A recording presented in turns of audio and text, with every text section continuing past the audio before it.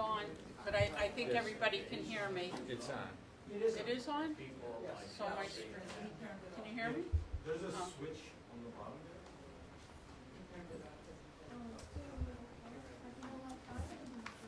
Are we on? Sounds on. I hear it.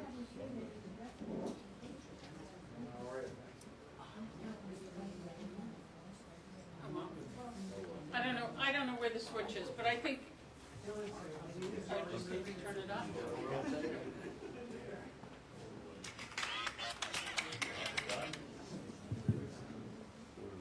There we go. Sorry about that. Thank you all for coming tonight. Sorry about last week. But we were blessed, I think, in that it passed us by. I know it takes years off of our lives every time one of these things is out there threatening us.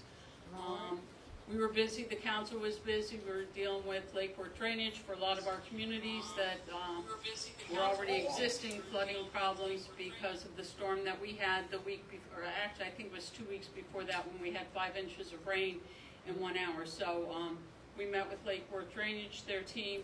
Several communities had meetings with about 30 different communities that were concerned. So we were busy working with the communities that needed help at that time. And so we're thankful that we got out of it. Sorry that we had to cancel our meeting. Sorrier that we have to have a meeting tonight. Because I'm sure anybody that's in business or on boards, you know that last week everything was canceled. Everything's been rescheduled to this week. So if you're as busy as I am, I've had a meeting, well, Monday, Tuesday, Wednesday, Thursday, and even Friday this week. So thank you all for coming out. We appreciate it.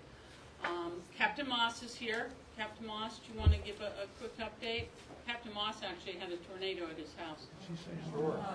My neighbors didn't do so well. I made out good enough. And I think from everyone that I'm talking to so far tonight, everyone says, how are you doing to, you? And the answer is, oh, I'm tired. So if you're tired, that's normal. Came in today after the weekend. We had yesterday off, and I looked at our statistics for West Boca, and I thought there was some kind of mistake. Could be bad, but we had a bunch of zeros in our column for last week's crime. And the crime that we track, typically robbery, auto theft, residential burglaries and auto burglaries, those are our big ones that we do. They were all zeros. And then I looked to the column to the left to the week before that, and it was all zeros except for 2 auto thefts. And I called our statistician, our analyst on crime, and I said, Tim, what's going on? Did anyone come into work and do the numbers? Because everything is showing 0. And he says, nope, that's what it is. So for the first time that I can remember in a very long time, the crime statistics for West Boca were non-existent, which is good. Of course, eventually they're going to go back up. But that's definitely a positive. Maybe everyone getting ready for the hurricane. I hope everyone made out well. We didn't take it bad out here in West Boca with either the rain and or the wind. Probably just some yard cleanup and nothing too much else. That's all I have, unless anyone has any questions. Okay, thank you very much. Thank you. Chief Demchak, who had shoulder surgery. I'm doing all right. It's everything that they say about shoulder surgery is true. It's not fun. So forgive me, lack of sleep, sleep deprived certainly for the last 3 weeks. The hurricane didn't help. So really similar to what Captain Moss had to share, I'll have the same information. We were involved with the hurricane in the tornadoes that occurred in our western community, right? One big agency, one big response. If you don't know some of the stats on that itself, right, there was, I think, 2 tornadoes that touched down in those western communities, then another one that went through Gardens itself and up towards that northern St. Lucie area. The initial calls, I was on duty. I worked 48 hours during anytime we get a storm activation, you'll see me down here running our team, right? We have 280 firefighters down here. A third of them were on shift at any given point, about 80 to 90 of them. And then we upstaffed some units. So we had extra units in service, some brush trucks down here to help protect us with the high water. And like that, I was in talks with Ms. Scarborough to make sure our communities were in good shape, right? We were watching some of the flooding areas in the Boca Chase region. We had some streets, and one person got stranded. We were able to get her back to safety. But I'm always going to be around for those to help lead our team. So you can be rest assured that we're going to be on it, and we're going to take care of our community. So with those two that touched down, the first ones that came down, I remember seeing the reports come in, fire alarm, call for help, public assistance, power lines down, and all of a sudden the calls went from 1, 2, 3, 5, 10, 15, 20 calls all in a row. And right as we're sitting there listening to this call drop, a structure fire drops in our zone over in 57. So if you haven't heard, we had a fire occur as we're sending all these units to 30 calls. There was 30 calls for 911 that occurred within like a 15-minute period with different addresses, and at one point just in Loxahatchee and that Wellington region. So all these units are going. That doesn't mean like we're depleted units down here. We then send our normal 7-unit response plus chiefs down here to the structure fire. And it was a mattress fire in a room with contents. It wasn't anything that crazy. But there was some damage to the house, but still, we're going to that call, right? Because if we don't get there and put that out quickly, that can turn and escalate into someone losing their entire house. And loss of life, all kinds of stuff.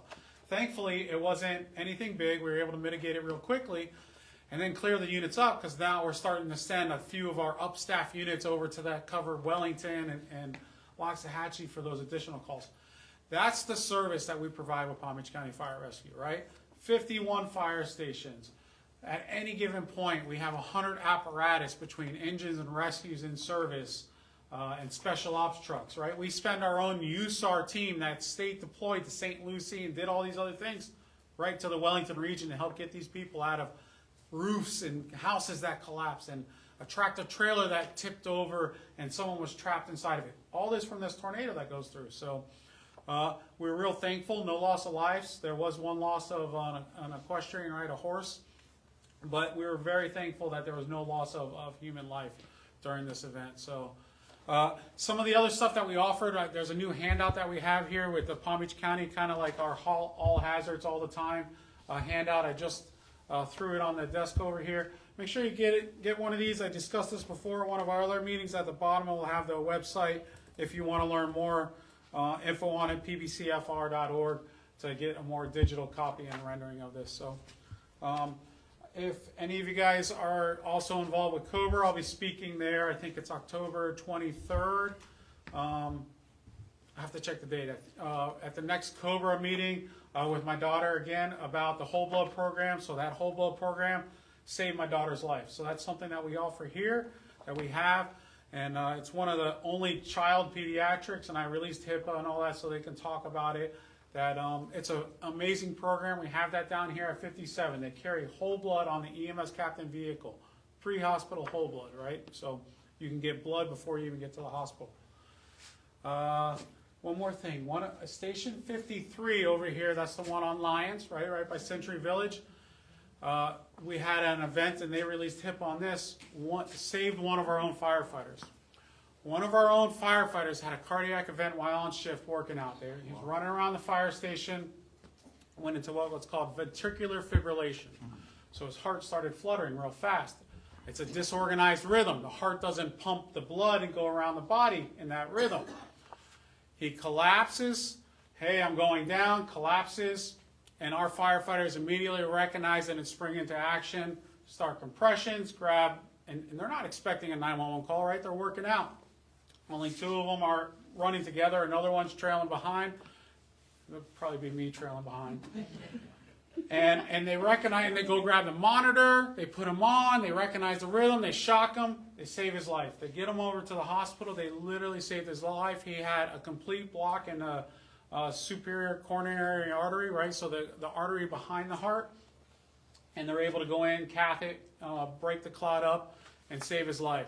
So that crew, for their actions, they won Station of the Year out of all Palm Beach County, right? So out of our 50 stations, we're going to be recognizing them on October 24th at the Chamber of Commerce. in downtown West Palm. So it's a really good thing, and this is the type of team that we have at all our stations all the time down here. We really do have good crews that do this at any given point, right? So we can save our own, we can also save you guys. So with that, 1,700 calls for the month. Question? Yes. Recently, there was a story on CBS 12, and it took place in Jupiter, involving a e-bike, lithium-powered e-bike, that the family was charging it in their bedroom, and they were sleeping just a few feet away from it, and the thing blew up middle of the night. The mother jumped out of bed, grabbed the two kids, the two dogs, the husband. One of the girls, her eyebrow was singed, and blah blah blah. The whole house was gutted, and they're living out of a trailer. Last I saw. Are there any rules or ordinances or regulations in Palm Beach County governing storage of these very dangerous lithium-powered scooters, e-bikes, even mobility scooters that have this explosion potential, especially in a multiple dwelling? I'm in a multiple dwelling. If you want to burn your own house down, that's your right. But if you're in a multiple dwelling, you're probably going to take other people with you. So what can you give us on that problem? Yeah, so Palm Beach, thank you. That's a great question. Thanks, Fred. You're So I'm actually on Palm Beach County Fire Rescue, right? With our multitude of resources, we have what's called the Community Risk Reduction Division, right? We have a whole division of personnel over, I think it's like 50 something to 8, I don't remember the quantity, of personnel that work on just reducing risk for this. It's led by Chief David Dorita, right? Chief Dorita has been instrumental in getting codes on the books for different aspects, like our click to enter. Anytime you guys have to replace your entrance gates to your communities, I need to speak with Boca Greens because I need to get their back gate one of these. But those click to enters was by Chief Dorita, and it's now. Why'd you look at me? No, because I'm just because it's like I gotta. I'll get it done for you. I got a Boca Greens. It was one of my things on to-dos, right? I'll get it done. But but it's not replaced yet, so it's not required by code. But if you're replacing gate codes, and it's now in our code and ordinance. He's working to implement the codes and ordinance for these. The City of New York does have it implemented, but I'll even say this: codes and ordinance go only as far as the public and as you guys will implement these changes. So one of the best things that I can instill upon you is to watch where you're charging these e-bikes, right? And it's not just those. One of the surprises for me was your Hoover vacuums, right? If you have a vacuum that has a small battery that you plug and charge in, it has a lithium-ion battery or a lithium battery. Any of these, even our cell phones have lithium batteries, right? This was the problem that they had with the airlines and Samsungs, and they didn't have the cases and they check all that.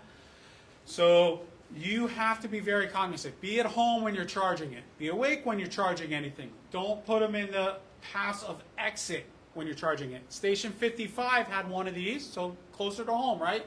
Western Boca. Station 55 is at just east of Military Trail. They were charging something in their back patio. That patio caught on fire. Our crews went down and put the fire out. This was within the last 40 days. It was just prior to our last meeting. But our crews went there, knocked the fire out, put it out, didn't get to the house, was able to save it. Be cognizant of it. Whenever you're charging it, be at home, be present. If you have to replace the battery, use the manufacturer batteries, right? Don't just get the cheaper one on Amazon from China. That's not the original manufacturer. Those tend to have additional problems. Use the right charger for that particular item where you bought it. Don't swap chargers around. All that stuff really matters. The last thing is, so we have a team at our Community Risk Reduction. I'm actually on it for the lithium batteries, right? So we create SOGs. What are we going to do about it? How are we doing PSAs, public safety announcements to get this stuff out? I think one of these will even have on it.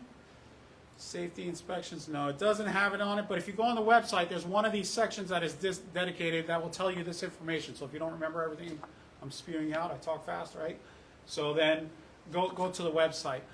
But also be careful standing water with any of your batteries, and make sure you're using that particular charger with it, right? So those are the things that you can be cognizant of. You mentioned New York. Now, one of the things they're recommending in New York is to charge outdoors. But I don't think that's a good advice for Florida because of the high heat. They also tell you that you shouldn't subject the battery to higher than 110 Fahrenheit. And anything sitting in a parking lot in Florida, a metal case, they're usually black, which just soaks up the sun. I mean, I don't know what the answer is, but this has to be. The back porch is definitely the answer, right? Outside in direct sunlight isn't good for it, but a lot of them will also have triggers that they get so hot. If you have a drill, right, your drill batteries. We had 2 golf courses. One was interior, one was exterior. A little bit to the east, not part of the West Boca Association, but they both lost. One lost their entire structure and all their golf cart batteries and all their golf carts, all of them, everything gone. And it was started from a lithium charger, and then what happens is the cell gets heated up and it'll have thermal runaway. Basically, it'll be like one charges, it gets too hot, the next battery, and it just keeps going down the line. And one was exterior. They just lost the exterior contents. Not as bad, but they still lost quite a number of golf carts and some of their greens maintenance equipment. But outside is definitely better because you're just going to lose smaller portions. Are you going to have more of a runaway? No. They have turnoffs for them that say, hey, we're not going to charge right now. They're computer-based. You definitely don't want to get them wet, though, right? With the saltwater intrusion that they had in Tampa and all that, they're going to have problems over there. And the governor himself is tracking some of these cases, right? They track it because they want to do something about it and get the information out there, be cognizant of it. Those of you that have Teslas and any EV vehicles and you charge them in your garage, be cautious of that. I would not do it in my house, I'll tell you that, right? I would be charging it outside. They're made to be charged outside. Flooding, got into the garage in North Carolina and shorted the Tesla out, and the guy had home video. It's on the internet. You can see the whole garage just went up. Yeah. And devastation like that, where you get flooding, whether you're inside or outside, you're gonna once water gets into those cells of it, you're gonna get. Have you had to put out any Tesla fires on the road? So on the road is different than the others. I have not personally, no. I don't I'm mean behind you, it, but yes, I mean but. in this area. Oh yeah, so 5 years ago was our first one in Boca Raton. Chief Grimes actually working today. You can ask him about it. So I have soon to be Chief Davis back here. He's riding with Chief Grimes today. But he fought I don't know if it was a Tesla. It was an electronic vehicle 5 years ago. E-vehicle, down over in the eastern Boca area. So we've I had heard them. you can't put the fire out. They're self-oxygenated. They You know just what, keep- we'll have one meeting that we'll have, the chief is our guest speaker, and you can get, More. we'll just ask question after question. Sorry to take up so much time. No, thank you. Thank you. I just don't want our other speakers to sit and wait, thank you. Plus, you're showing up Captain Moss, because he didn't really have a whole lot to report. I can go back up if you want. And now, we have a couple candidates, which I'll announce, and give you a couple minutes if you want to state what you're running for, and a little history on yourself. Gloria Branch is here, who's running for Palm Beach County School Board. My name is Gloria Branch. Thank you. I've been in Boca since 1983. I attended Boca High and graduated from FAU with a finance degree. I was in banking for 30 years. I've been a substitute teacher for the past 2 years. Very involved in the classroom, so I can see what's going on today. My dad is Art Johnson. He was principal at Boca High, Spanish River, superintendent for 10 years. We ran countywide for school board, so I know a lot about the school district for the last 40 years, and I have a daughter that goes to Spanish River High School. Thank you. Running for Palm Beach County School Board as well. Hi, everybody. Glad you all survived the hurricanes really well. We did. I was surprised, but I was in a previous life. I was from Birmingham, Alabama, and they get hurricanes. They get tornadoes all the time. We also, in school districts, used to hide our heads from tornadoes in case the building crashed on our heads, right? So tornadoes is not something that we haven't had here in Palm Beach County, I think. But I've never seen anything like that, I gotta say. And I spent a lot of time in hurricane land and in tornado land. And in fact, when we moved to Birmingham, Alabama, my husband's employee's wife called me and she said, "What are you supposed to do in a hurricane, in a tornado?" I said, "You fill up the bathtub and get in it." And she believed me, so she did that. However, that was a landed tornado, and it did save her life because her roof went off her house. So that was like amazing that I did that. But I didn't really mean to fill up the toilet anyway. Anyway, I'm running for school board. I'm a 41-year retired teacher. I taught in Palm Beach County and in Broward County as well. Gifted and special ed was my speciality. But halfway through my career, they told me I couldn't teach anything unless I had an area of interest.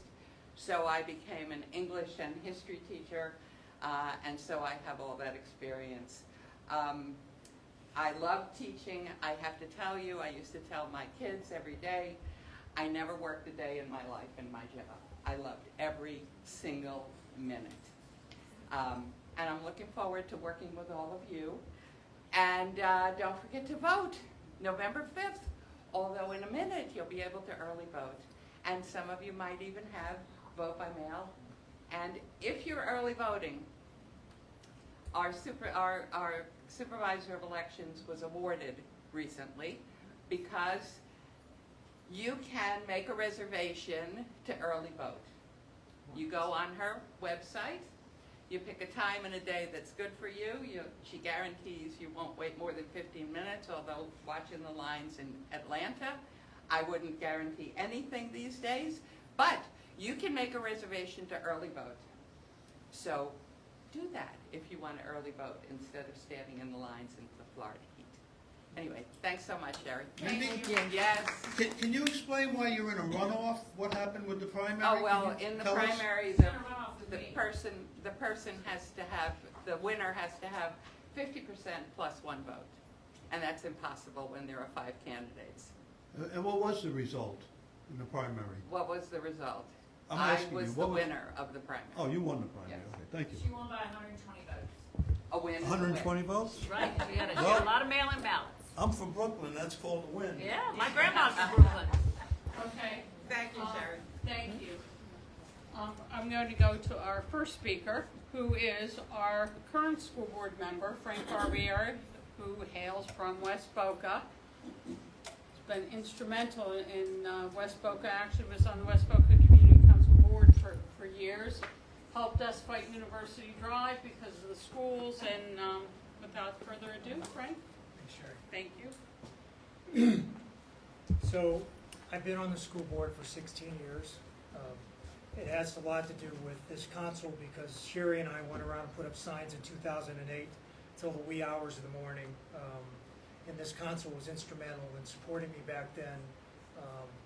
Ellen Winikoff and Jeff, her late husband, helped quite a bit. I mean, they were always with me, helping me get through the election.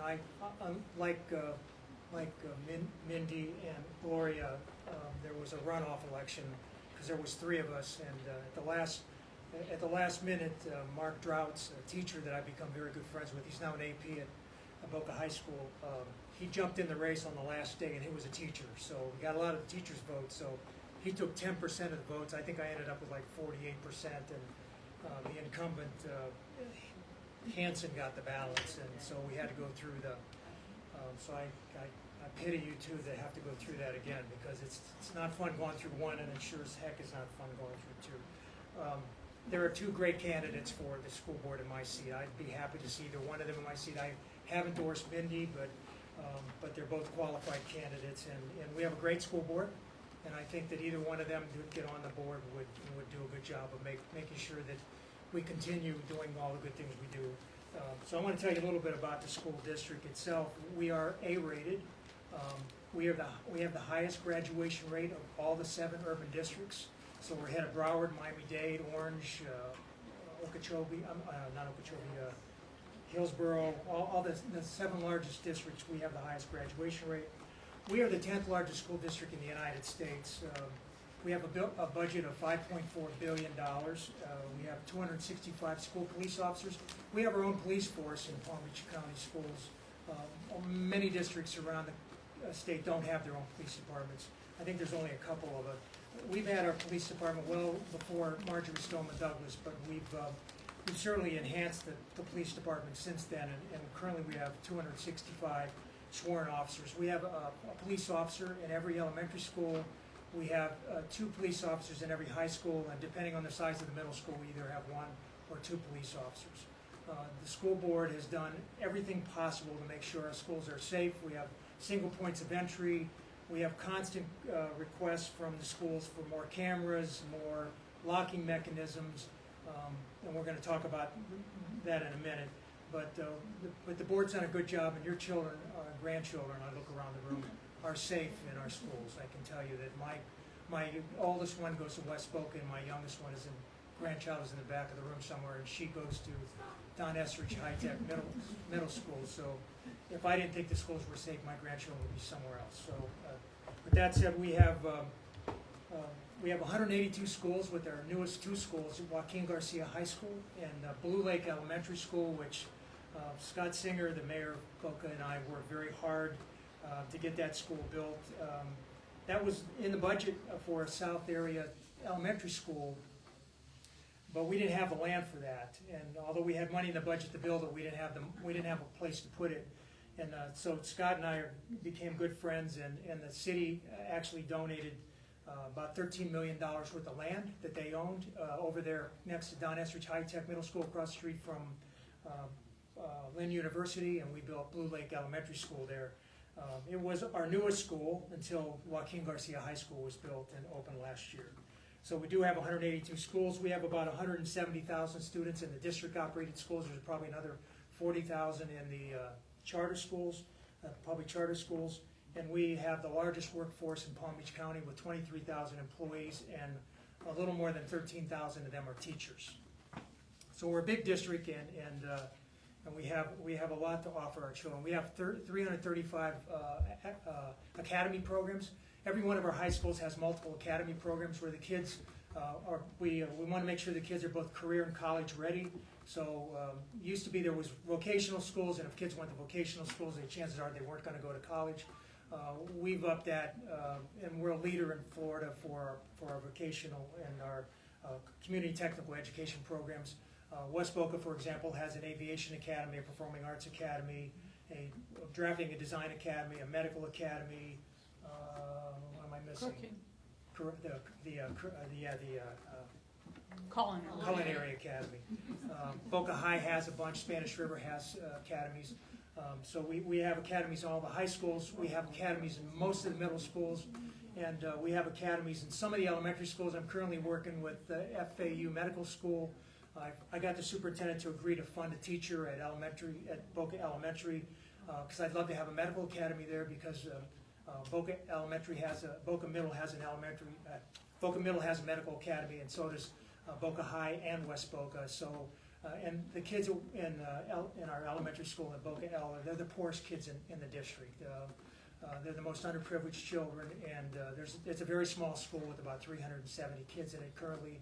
And I think that if we had a medical academy there, we could show those kids that there's a light at the end of the tunnel. And I want to get them funneled into Boca Middle, and they don't all have to be doctors and nurses, but there's a lot of other opportunities in the medical field. And hopefully, whichever one of you ladies gets on the school board, you'll follow up and make sure that Boca L gets the academy if I don't get it done before I leave. Although I'm trying to get that done.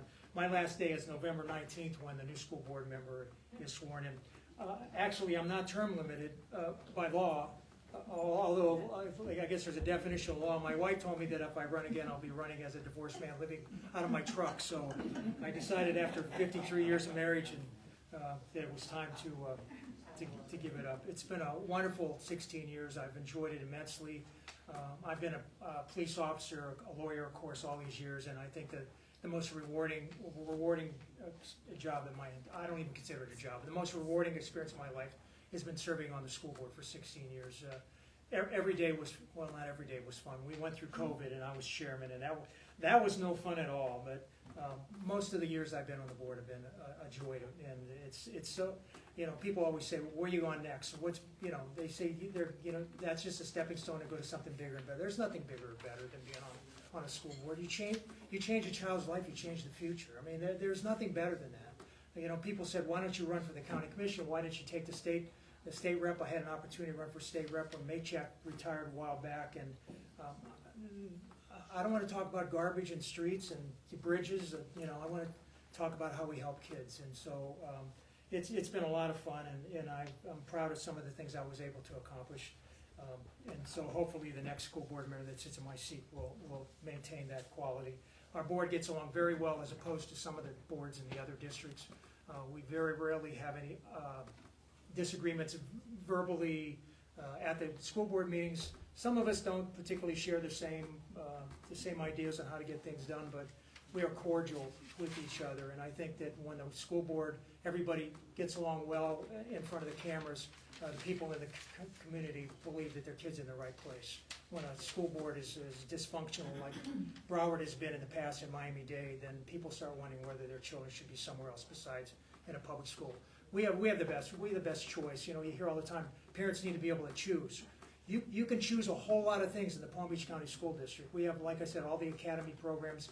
We have everything that a child could possibly want and a parent could possibly want for their children in our school. So please, your friends that think about going to a charter school or private school, tell them that they can get the best of everything by just staying in our public schools.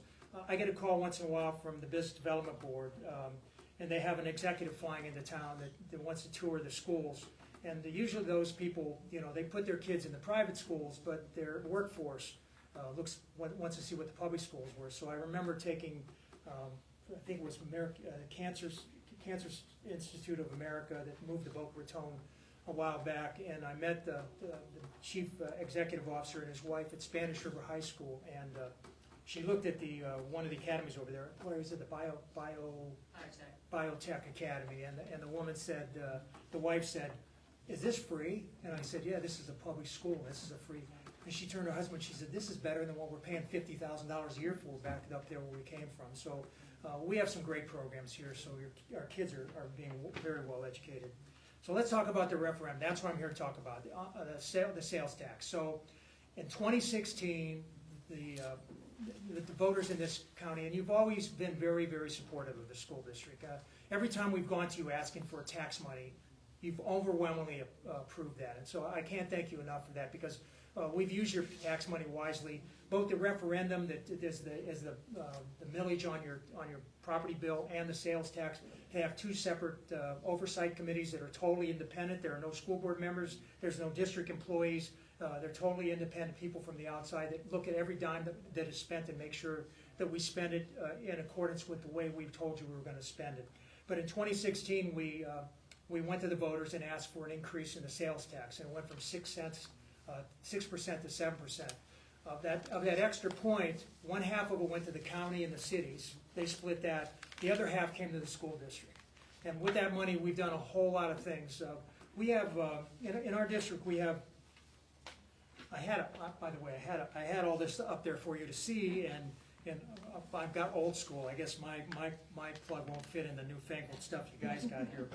But anyway, we have over 30 million square feet of building space and $9 billion worth of buildings. And as you can imagine, when you own a home, after a while you need a new roof, you need new air conditioner, you need new everything, And so, with $9 billion worth of buildings, things get old. A lot of our schools are old, and they need a lot of repairs.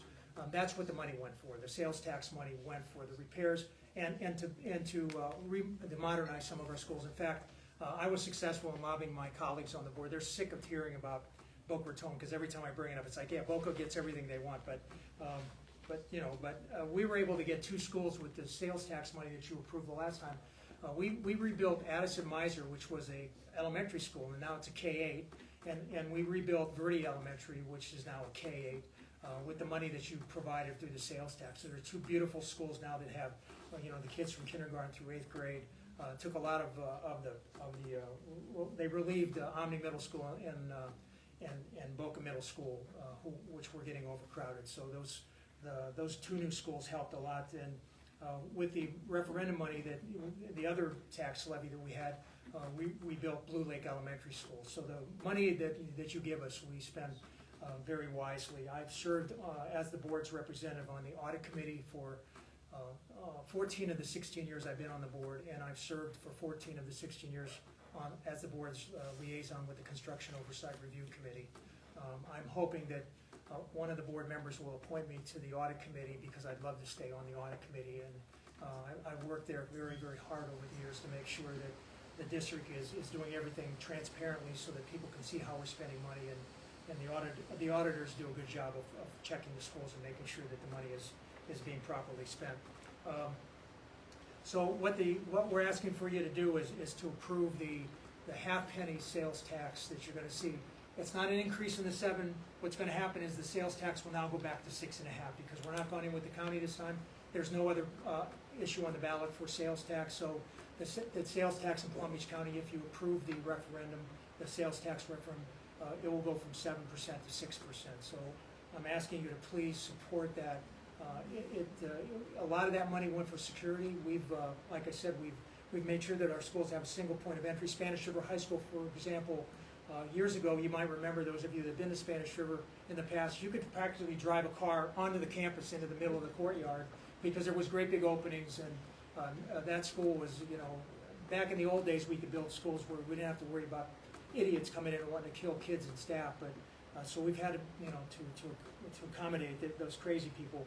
But that school is now one of the safest in the district. It's almost impossible to get in there. In fact, when I don't have my badge with me, it takes me 15 minutes to get through the door. So we've done a great job with your money to make sure our schools are safe. The last thing I want to tell you is, so anyway, it's county issue number 1. It's on the ballot. It says Palm Beach County School Security, Technology, Facilities, and Infrastructure 1/2 cent sales surtax. Please support that. It's probably on the back of the ballot, because all the school board stuff is always on the back of the ballot, like we're not important, but we are, and you all know it. So if you turn the ballot over, if it's not on the front, it'll be on the back. And look for county issue number 1. There's only one on there, and that's for the sales tax. The other thing I'm going to ask you to support is not to support is partisan elections of school board members. There's enough politics in this country already. I was a Democrat, and I switched to independent when the Democratic Party started telling me how they wanted me to vote, because they supported me. I don't believe any political party should be telling school board members how to vote. I think school board members should vote based on what they think is in the best interest of the children in the classroom. So please don't support the partisan. It'll just turn into more of a fiasco. We already have, some of the school board meetings are just crazy, because we get the far left and the far right, and the middle people never seem to show up. But if we have partisan elections, that's going to just drive more and more of the crazies to our board meetings, and it's not a good place for that. So anyway, if you would please not vote for that, but please support the half-penny, I would very much appreciate it. And I think this is the last meeting I'll ever be at where I'm on the school board for you. So I just want to thank you all for all the years of support, and it's been a great pleasure and an honor representing you all on the school board for the last 16 years. And Frank, let me thank you, because yes, it was 16 years ago, that probably right around this time, that we were running all over Boca, putting up signs, and then getting up the next morning to go to chamber breakfast, where Frank would get up to speak, and he would say 2 sentences, and he would sit down. So I see the past 16 years, Frank has gotten his voice, and we are most appreciative in West Boca. Thank you for serving us. Our next speaker is the League of Women Voters. Dylan is our speaker, and thank you for coming. We appreciate it. They've been here in the past to go over questions that are on the ballot, to give us an idea of what we're voting for and what we should be watching for. Thank you. How we doing, everybody? I think I am a wonderful follow-up to Mr. Frank Barbieri. I've been in the school district my entire life. Can I interrupt 1 second? Absolutely. I forgot to tell you, there's signs over here. Please take the signs and put them out. I don't think even your homeowner associations are going to get angry with you for putting out support the half-penny sales tax. I've got one in my front yard, Loggers Run. They know I'm on the school board, so they leave it alone, probably. But I'll put one in my I put Greg Shaw's that they gave me a violation. Put them out there somewhere. You're gonna get a letter that says it's gotta come down within 30 days, and the election will be over with by then. So please put the signs out. Please take them with you tonight when you leave. And there's a bunch of brochures here too on the half-penny sales tax. I'm sorry to interrupt. No problem. All right. As I was saying, my entire life I've actually been a part of the school district of Palm Beach County. I've attended public schools literally since kindergarten. My mom, who's here in the back, is an elementary school teacher at Waters Edge Elementary. And surprisingly, I'm still in Palm Beach County schools. I'm a senior at actually West Boca High right here. So, hi, my name is Dylan Gaynor. I represent the League of Women Voters. And I will be presenting on, if that wants to work, hold on. Maybe? Maybe? Oh, this is going to be fun.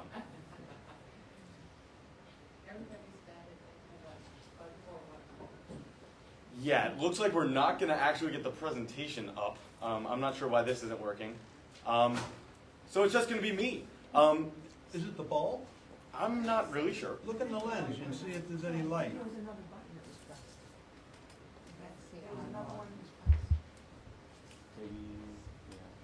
It was on just a little bit ago. Oh, That's it, that's it. I heard a I noise. think that was what you Oh, needed. yeah, that was it. There we go. Did I take care of you? I see a light. You do? I see, Oh, and yes. there we are. And God said, I know what. As I was saying, going to be presenting on the 6 Florida ballot amendments that will be on your ballot in this upcoming November election. Before I begin, I'm going to try to get through this one. About just a few hours ago, my grandfather, Alan Gaynor, passed away after a long, hard-fought battle with Alzheimer's. He, if not anything, loved his country, and so I thought that it would be a absolutely horrible thing if I did not show up here today to speak in front of you all. So I dedicate this presentation to him. No tears. Okay, that worked. All right. So, who are we? All right, the League of Women Voters was founded in 1920. It was actually 6 months before the 19th Amendment was passed. Pretty much the suffragettes believed that they needed a way to get their voices heard. And that's where the League of Women Voters was founded. But if you can't tell, they've changed, and it's not just women now. So I believe it was in the 1980s, they actually petitioned to change the name to the League of Voters.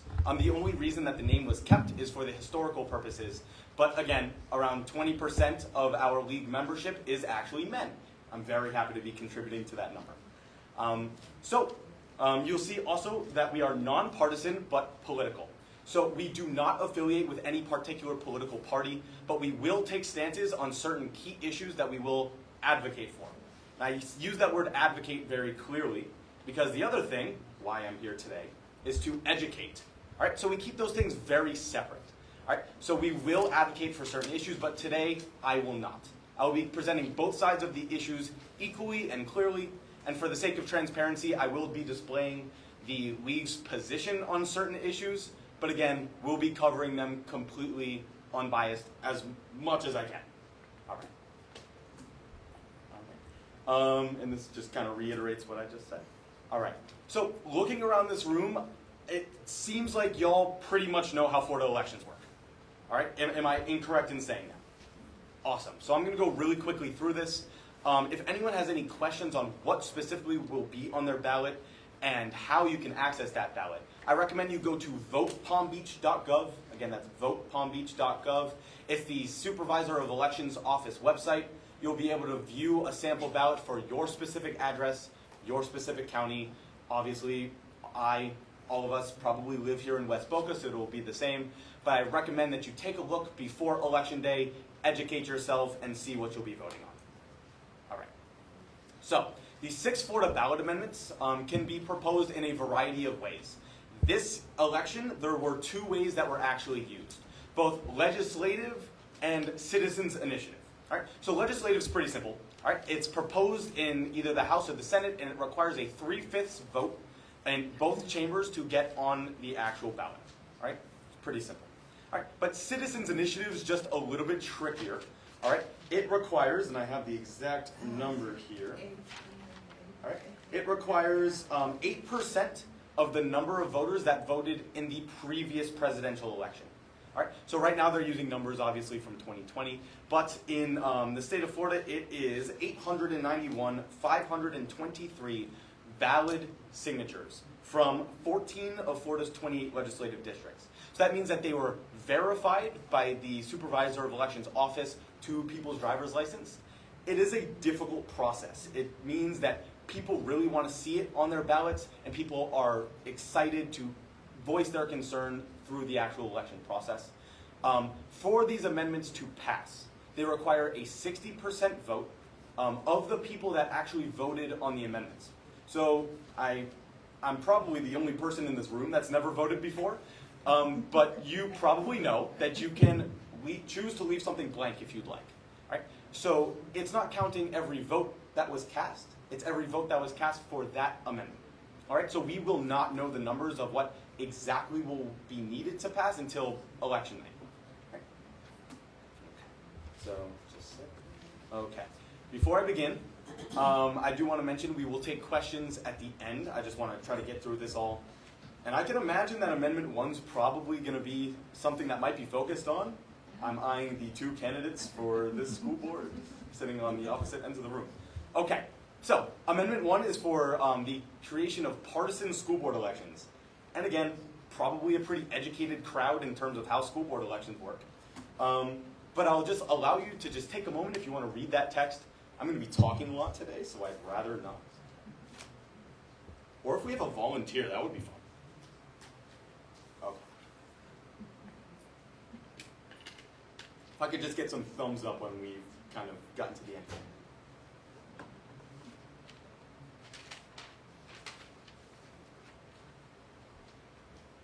Okay, so a bunch of legal jargon. All right, what does it actually mean? All right, so right now, as I'm sure we kind of actually just talked about it accidentally, school board elections right now are nonpartisan. All right, so what that means is that school board members, when they run for office, do not have to declare a political party to run. All right, and you see that when you go on the actual ballot, you'll see there's no rep or dem next to their name. It's just two people.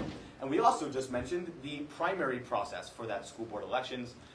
That is the main change that we'll see, just because we do have a closed primary here in the state of Florida.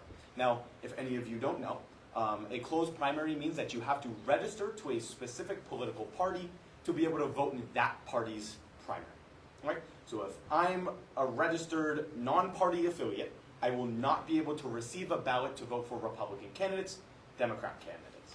Now, the league has done a ton of research regarding these amendments, and we estimate in the state of Florida that it will be around 30% of voters in that primary process that would not be able to vote for those school board members just because of how they affiliate themselves. All right, and that is pretty much the argument for the no side. All right, is that people will not be able to vote in those primaries, especially when you have close races, and those primaries all of a sudden are very important. All right. On the other side of the coin, people argue that it will help to create transparency, right? Arguing that the school board is already partisan and that passing this amendment would force candidates to declare their party for transparency's sake. You also heard Mr. Barbieri talk about creating kind of division in the school board. That's another argument on kind of the no side. All right. And pretty much that's kind of the lay of the land here. All right. So the supporting organizations, this was proposed and passed 3/5 on each side in the legislature. All right. So these are the supporting organizations. That was the vote in the legislature. And opposing. All right. So again, for the sake of transparency, the League of Women Voters does take a stance on this one, on the opposition, as well as common cause. All right. Moving forward. I do want to start off this amendment specifically by saying I was not in the room. I do not know why this was proposed, and I do not know why we are voting on it. But my job here is to tell you what it is. Here it is. All right. So just take a moment to read that.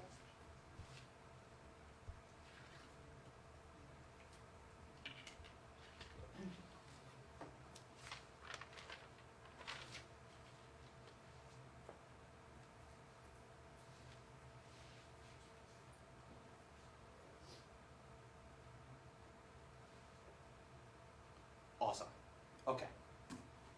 Okay, so pretty much it constitutionalizes the right to fish and hunt in the state of Florida. Pretty simple. I do want to mention that there is already an existing Florida statute that does protect the right to fish and hunt in the state of Florida. You can do it. It is controlled. All right, I believe it's the Florida Wildlife Commission. I think that's the name, that controls and regulates hunting and fishing in the state of Florida. I do want to mention that if passed, it does not stop that commission from being able to control and regulate fish and wildlife. All it's doing is constitutionalizing it. All right. Okay. All right. And just because this amendment is kind of up to interpretation here and why it's being passed, I do want to just go directly into why, like, the yes and no arguments. All right, so coming from Florida House Speaker Paul Renner, quote, "The amendment preserves Floridians' right to use hunting and fishing as a means to provide for themselves and their families." All right, and again, under this amendment, you would still have to get a permit. It's not taking away any Florida's revenue. All right, but on the no side, instead of going forward, I'm actually going to go back here. And I want to target a specific wording. All right. So it says, by use of traditional methods as a public right and preferred, and that's the word there, preferred, means of responsibly managing and controlling fish and wildlife. All right. So the fear is that when this amendment is passed, instead of entrapment, relocation, or other responsible means of controlling Florida wildlife, we'll just kill them. That's kind of the blunt way to put it. As I'm sure you know, we do have an environmental crisis in both the state of Florida and really just in the world. Right? We live right here in one of the largest national protected parks, and that is one of the main focuses of wildlife conservation, and it's right here in our backyards. Right? So that's kind of the fear and the argument against this amendment. All right. Okay. So here's the supporting organizations. I'll let you read through those. All right, and the opposing organizations. All right, and you'll mention that the League does not take a stance on this particular vote, this particular amendment. We only take stances on issues that we believe fall under our umbrella. This one doesn't. All right. So, if you have not been living under a rock, you've probably seen the next two amendments everywhere. News, commercials, you know what they are. All right, so I'm actually going to just go through just the basics, all right, because I believe in just kind of looking out into the crowd. I believe that we have an educated bunch here, all right, and we'll tackle those questions kind of at the end, all right, but I do just want to cover the basics just in case anybody doesn't know, all right, because these are highly debated. Okay, this one's a long one, but I'm actually going to read it. All right, adult personal use of marijuana allows adults 21 years or older to possess, purchase, or use marijuana products and marijuana accessories for non-medical personal consumption by smoking, ingestion, or otherwise. Allows medical marijuana treatment centers and other state licensed entities, I'd like to put an asterisk right there, to acquire, cultivate, process, manufacture, sell, and distribute such products and accessories. Applies to Florida law, does not change or immunize violations of federal law, and that's an important note. Establishes possession limits for personal use, allows consistent legislation, defines terms, provides effective dates. Now you'll see at the end there that they're kind of getting really vague in their wording. They just establishes possession limits, and they don't really answer the question, what are those possession limits? This is one of those citizens initiative passed amendments. It got the signatures to get on the ballot this year, and because of that, there's a word limit. Right? So they are trying to fit in as much information as humanly possible in as little space as they got. But we have the numbers here, so I'd like to read them to you. All right. So under this amendment, if passed, it would allow individuals 21 years or older to possess up to 3 ounces or 85 grams-ish of marijuana products with up to 5 grams in concentrate. All right? Okay. So that is what they mean by possession limits. And that kind of just goes over what I just talked about. And you do see it mentioned that it does not change federal law. Right. So federally, it is illegal to possess or ingest marijuana recreationally. Right. But if you have the federal government knocking at your door, arresting you for marijuana charges, you did something else. All right? So pretty much it allows people just to smoke marijuana legally, recreationally. Most people are not worried about the FBI arresting them for it, but it is something to know. Okay, so vote for yes, and we do want to talk about some of the arguments for that. Tax and tax revenue is obviously a large part of what this amendment does. All right? When you legalize marijuana, you allow it to have a sales tax, and that will bring in, I think we have a number, an estimated number here. It's about $195 million based on other state markets into Florida's economy. All right? I also wanted to mention that state licensed entities. What does that mean? All right, so medical marijuana is legal currently in the state of Florida. All right, and there are people, or I want to use the specific wording here, the marijuana treatment centers, they are allowed to legally sell and distribute these products as long as you have the medical card. All right? So what it's allowing is those licensed facilities to now just move into a different market, the recreational market. All right? The arguments for why that would be beneficial is that, listen, I'm young, but I'm going to tell you right now, I don't smoke. But what I can say is that people do smoke. People do have access to marijuana, and where they're accessing that marijuana is really the black market, right? They're buying it on the street. They do not have a way to verify if this marijuana is safe. Someone passes you something at a party, you do not know what's in it, right? I'm sure we all know about the fentanyl crisis ongoing here in America. That is something that is a fear. Right? The argument for why you would want to pass this is if it's passed, you can really easily access it from state licensed entities. These are entities that are proven, that are safe, and that you can trust aren't lacing whatever you're ingesting. And now the no vote. I'd like to read a specific quote for the argument for no, and then we'll get in kind of the other core argument here. All right. So from Florida's Governor Ron DeSantis, quote, "It's a license to have it anywhere you want, no time, place, and manner restrictions. This state will start to smell like marijuana in our cities and towns." And that does bring up a unique point, is that this amendment and Florida law, I'm sure you know, and if you don't, the word federalism means that the division of power between federal, state, and local governments. State can't stop local and municipal governments from regulating smoking of marijuana in public places. All right? So cities would still be able to regulate and stop people from using it on public places. That's just something I'd like to know. And now the other argument coming from Nick, and I'm not even going to try the last name, of the medical marijuana dispensary, My Florida Green, pretty much argues is that when you blur the lines between recreational marijuana and medical marijuana, you make it more difficult for people that need it for medical use to access it, right? Because now it is a large market. They're trying to sell it to get people to use it recreationally rather than for that medical purpose. All right. And these are the supporting organizations that I'd like to mention.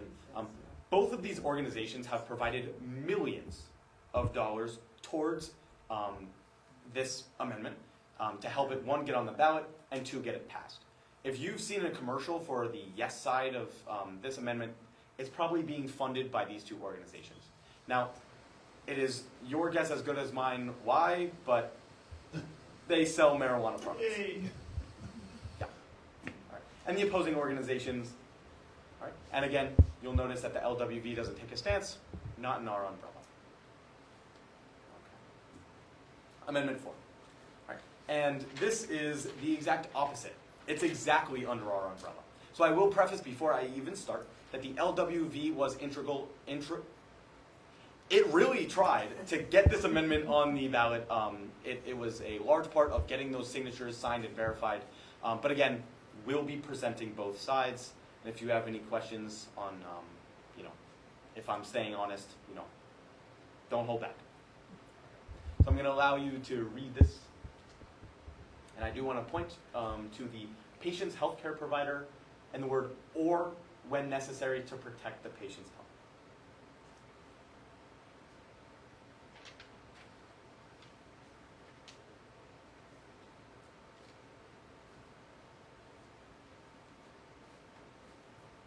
All right. So I want to start with what patient's healthcare provider means, because that was kind of something that people actually really didn't know what it meant.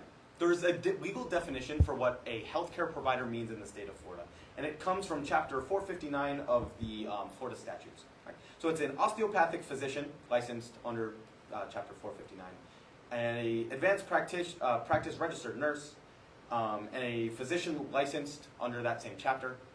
It's someone that provides healthcare. Right? If you go see a doctor and they're board licensed, that's what this amendment means by patient's healthcare provider. That's just an important note. Okay.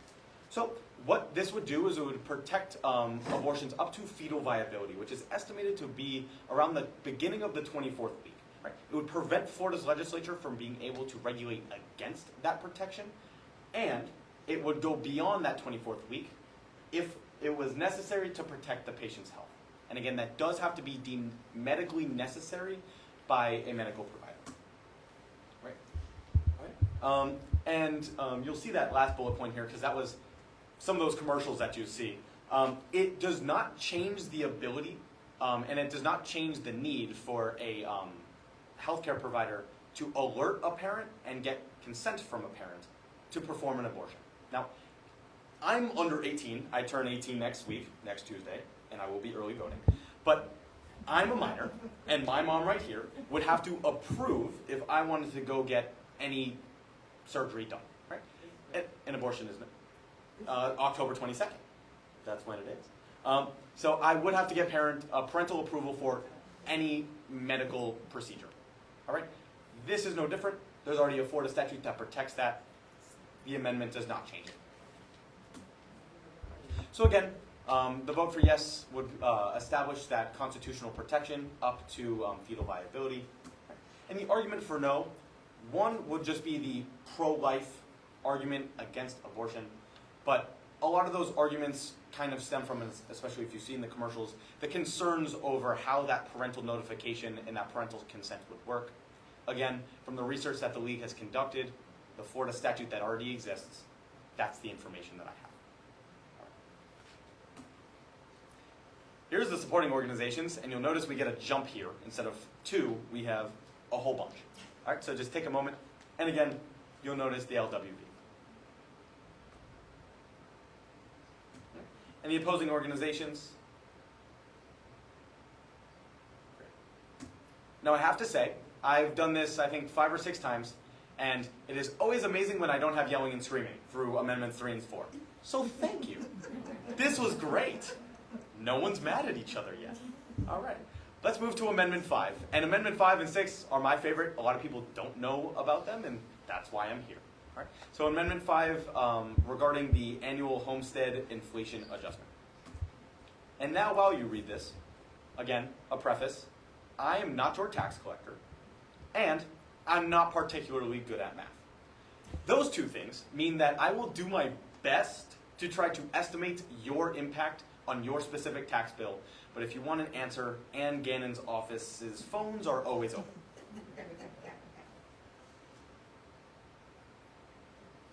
All right. Again, a whole lot of legal jargon here, if you can see kind of a trend. This was passed by the legislature. So pretty much what it's doing is it's providing an inflation adjustment to a homestead exemption, right? So in the state of Florida, up to $50,000, if you have a house, you can have that homestead exemption, right? And you get a tax exemption because of it, right? What this amendment would do was provide an inflation adjustment, which would be adjusted yearly, right? From, again, the League's math, not my math, I wouldn't trust it, we estimate that this will be about $20 to $30 on your tax bill, if that. That would be the overall effect and savings on your tax bill from what we can see. If you come up with different math, let me know. But for now, that's kind of the number we're going with. All right. So the vote for yes would establish that adjustment. The argument is taxpayer money saved is taxpayer money saved. And it would give a break, albeit a $20 break, to a taxpayer in the state of Florida. Now the argument for no, and it's wonderful that we have some of our public officials kind of in the back here, is it would take away $20 for public use from every single house. Right? So sure, $20 to me is like 2 things at a grocery store, but to local and state governments, $20 from every single person in any district or state all of a sudden is millions of dollars that is spent on public use, like firefighters and paramedics. So that's kind of the arguments there. All right, here's the supporting organizations. Again, this was passed in the House and Senate, so here was the vote there. All right, and the opposing organizations, the Florida League of Cities stands alone. Well, if you like me or not, this is either good or bad news, but we're on to our last amendment, all right, which concerns public campaign financing. All right, so as we read through this one's a short one. This is great. It repeals the provision in the state constitution requiring public financing for campaigns. If you didn't know, a certain amount of taxpayer dollars goes into an account. And when people run for certain offices, they are eligible for state-provided money for their campaigns. And now, while I flip the pages here, I'm going to get you how much that distribution is. Right? So for all candidates of governor, it is $12,135,026 total. For the candidate position of CFO, we have $411,204. Right? And for the Attorney General, $468,918. All right. So when candidates accept this money, all right, if they want to take from the taxpayer, they have to agree to spending limits.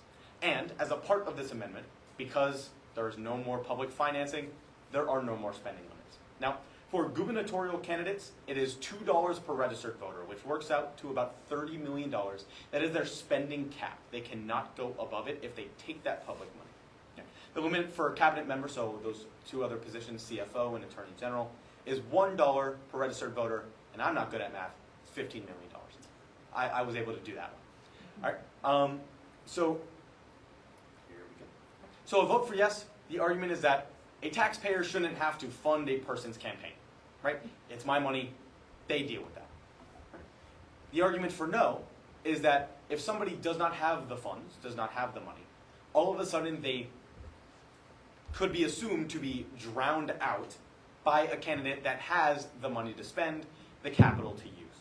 All right? So in politics in general, spending is often a path to victory. That's just how it works. I know we have some people running for office. Hopefully that wasn't a dig. Just saying. Yeah. Yes. Money is a massive part of it. All right? And these spending limits is a massive way to control and make sure that candidates aren't spending $1 billion when another candidate's spending $60,000 that they saved from their part-time job. All right? So when you repeal this, the argument would be that you kind of set it free. Supporting organizations, House and Senate. All right. And the opposing organizations, and again, the LWV is taking an opposite stance on this, as is common cause. Awesome. Now, before I get into this, are there any questions? Oh, come on. I just spoke for like 45 minutes. I was that good? What? Great. Okay. All right, so we are far from over now. My favorite part of the presentation is making sure that everyone in here is going to vote. I have no doubt that that's going to happen in this room. Who has a voting plan? A plan to vote either early, mail-in? What? All right, so for the hands that aren't up, all right, here's the three options that you have. All right, so hopefully you are a registered voter. There was a deadline to register to vote. I think it was October 7th. It has passed. But as long as you're registered to vote, you can use any one of these three options. All right, so for mail-in specific, there again was a deadline to request. I think it has since passed. It hasn't? No. You can still request a mail-in. Wonderful. October 24th. Cool. So you can still request a mail-in vote if you would like. Right? But for those voting in person, all you need is a photo ID, right, and you. Right? And as long as you're registered to vote, you will be given the opportunity to vote. All right? So make sure that you either vote in person, mail-in, on election day, you name it. All right? The polling offices, every single polling location in Palm Beach County is open 7 a.m., 7 p.m. Now the great part is that if you are in line by 7 p.m. and you haven't heard the deputy scream, 7 p.m. polls closed, they have to let you vote. Right? So it doesn't matter if you've got a line down the street, they will stand there and they will allow you to vote for as long as it takes. So make sure that you plan to get there beforehand. This way you don't have an issue, but as long as you're in line, you're good to go. All right. And early voting. Right. And you'll notice that at early voting sites. Can I say something? Sure. Because this happens all the time. So just be aware, and maybe you want to share this with your neighbors. During early voting, you can take your absentee ballot and drop it off at the early voting site. On election day, there's only one place to turn that ballot in. And people get very upset when the voting place won't take it. So please, if they're voting with an absentee ballot and it's election day, make sure they know they have to take it to a supervisor of elections office. Thank you. And that was exactly what I was going to say. Look at that. No problem. All right. But the one tiny remark that I do want to add to that, if for whatever reason you have a mail-in ballot on election day and you cannot make it to the supervisor of elections office, bring in your mail-in ballot to your precinct, and they will be able to rip it up in front of you, mark it as spoiled, and you can vote in person. Right? So if you have a mail-in ballot and you decide to change your mind, you want to vote in person, you still have that opportunity. You just have to surrender. Bless you. One more. Bless you. You do have to surrender your mail-in ballot in person. All right, and that's just a no. All right. And again, the state of Florida is a unique process in requesting mail-in ballots. Make sure you check your status.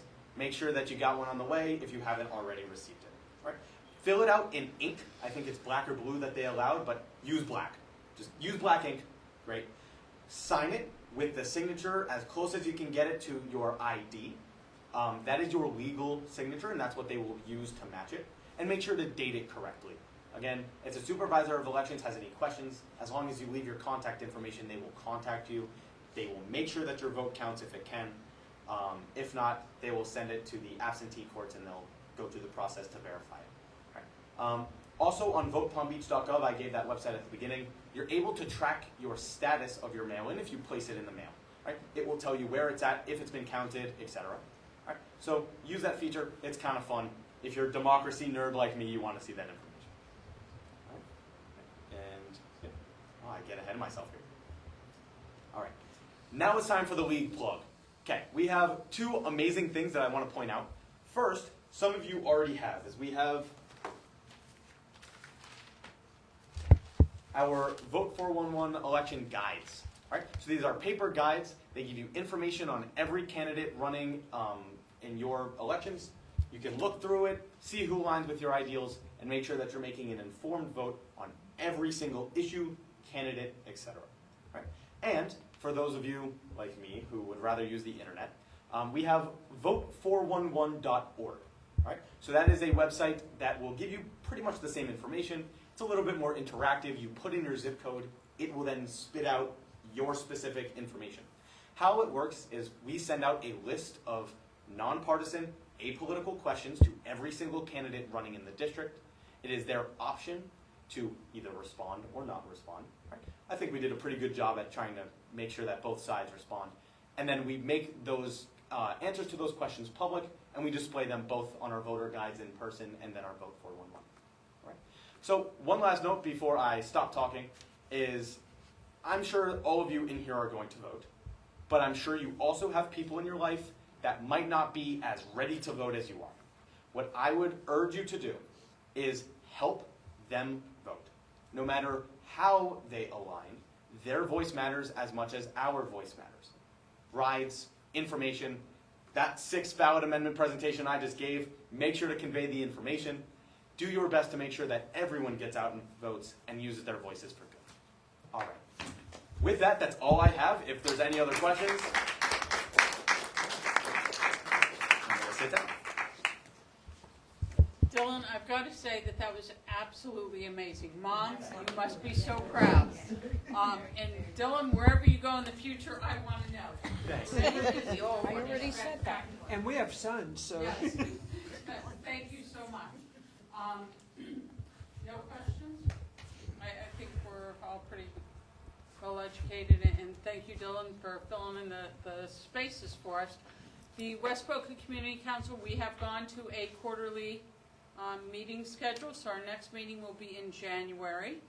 So between now and then, be safe, vote, and be healthy, and we'll see you in the beginning of the year. Thank you, and Fred, thank you as always for coming.